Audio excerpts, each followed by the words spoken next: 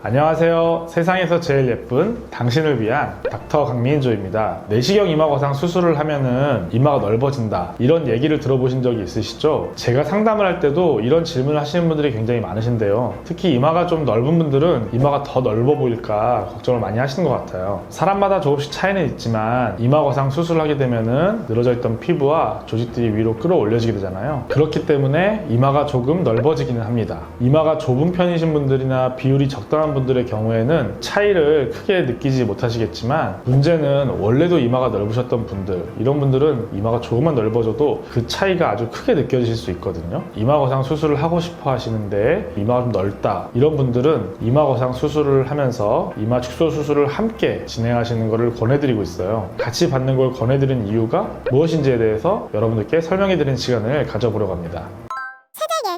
이마 거상, 이마 축소 수술에 대해서 간단히 핵심만 설명해 드리면요, 이마 거상 수술은 처진 이마와 눈썹을 위로 올려주는 수술로 눈썹의 위치와 각도를 조절해서 사나워 보이거나 답답해 보이는 인상을 교정하면서 이마와 미간에 있는 주름, 처진 눈꺼풀, 얼굴의 상안부에 보여지는 문제들을 깔끔하게 교정할 수 있는 수술이에요. 이마 축소 수술은 넓은 이마의 헤어라인을 앞으로 당겨서 넓은 이마의 길이를 줄여주는 수술이고요. 넓은 이마를 교정하는 것 외에도 헤어라인의 대칭이 맞지 않거나 M자 라인을 갖고 있는 경우에도 교정이 가능합니다. 그렇다면은 이마 거상 수술과 이마 축소 수술을 함께 진행했을 때 어떤 장점이 있을까요? 첫 번째로, 일부 환자분들이 걱정하시는 본터널링 고정 없이도 조직들을 끌어올려서 고정할 수 있습니다. 본터널링 방법이 위험한 방법은 전혀 아니지만 이마 뼈에 구멍을 뚫어서 고정한다는 얘기만 드려도 걱정하시는 분들이 많으시더라고요. 이마 거상 수술과 이마 축소 수술을 함께 하게 되면은 이마 축소를 위해서 두피 쪽에서 끌어내린 점막하고 이마 거상을 위해서 이마 쪽에서 끌어올린 볼막이나 근육을 서로 봉합을 하게 되는데요, 서로가 서로를 고정해 줄 수 있게 되기 때문에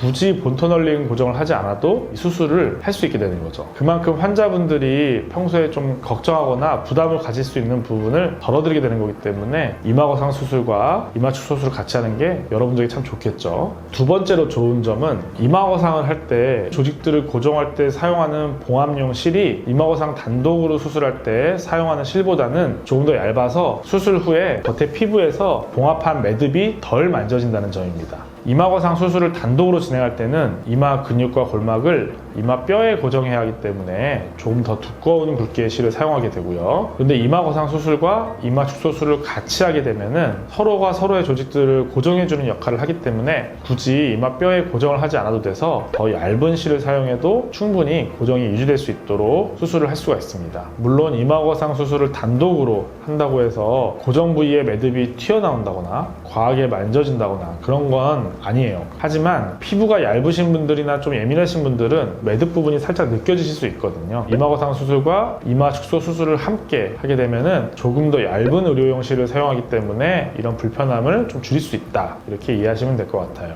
이마 거상 수술과 이마 축소 수술을 함께 했을 때 좋은 점 세 번째는요, 절개를 더 줄여서 흉터를 줄일 수 있다는 점입니다. 이마 거상 수술은 절개 부위가 헤어라인 안쪽 양옆에 두 곳에 수직 방향으로 절개를 한다고 했었죠. 반면에 이마 축소 수술은 이마 피부의 일부를 제거해야 되기 때문에 헤어라인을 따라서 수평 방향으로 길게 절개를 하게 되는데요, 이렇게 이마 거상 수술과 이마 축소 수술의 절개 부위가 엄연히 다르긴 합니다. 이 수술을 따로 진행하게 되면은 이마 거상 수술의 절개, 이마 축소 수술의 절개가 남게 되겠죠. 이마 거상 수술과 이마 축소 수술을 함께 하게 된다면은 이마 축소 수술을 위해 만든 절개창을 통해서 내시경 장비를 집어넣어 이마 거상 수술을 진행할 수 있기 때문에 이마 축소의 절개만으로도 이 두 가지 수술을 모두 마무리할 수 있기 때문에 흉터 면에서도 유리하고 더 줄일 수 있다, 그만큼 회복 기간도 줄어들게 되겠다, 이렇게 이해하시면 될 것 같습니다. 내시경 이마 거상 수술과 이마 축소 수술을 같이 했을 때 좋은 점 네 번째는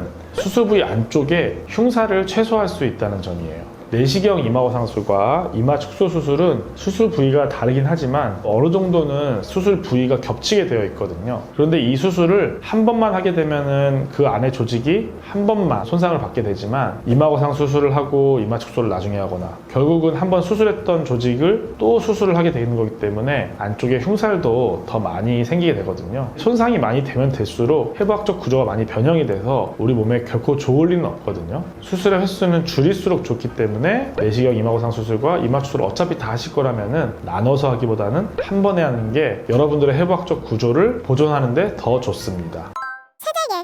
지금까지 이마거상 수술과 이마 축소 수술을 함께 했을 때의 좋은 점 4가지에 대해서 말씀드렸는데요. 물론 모든 분들에게 이마거상 수술과 이마 축소 수술을 다 함께 받으세요 라고 하는 것은 아닙니다. 수술 전에 상담을 했을 때 이마거상 수술과 이마 축소 수술을 다 받아야 되는 케이스인 경우에 함께 하는 것이 여러 방면에서 훨씬 더 좋다라고 설명을 드리는 거니까 오해가 없으시길 바라고요. 지금까지 세상에서 제일 예쁜 당신을 위한 닥터 강민조였습니다. 다음 영상을 통해서 더 유익한 정보로 찾아뵐 테니까요. 그때까지 잘 지내시기 바랍니다.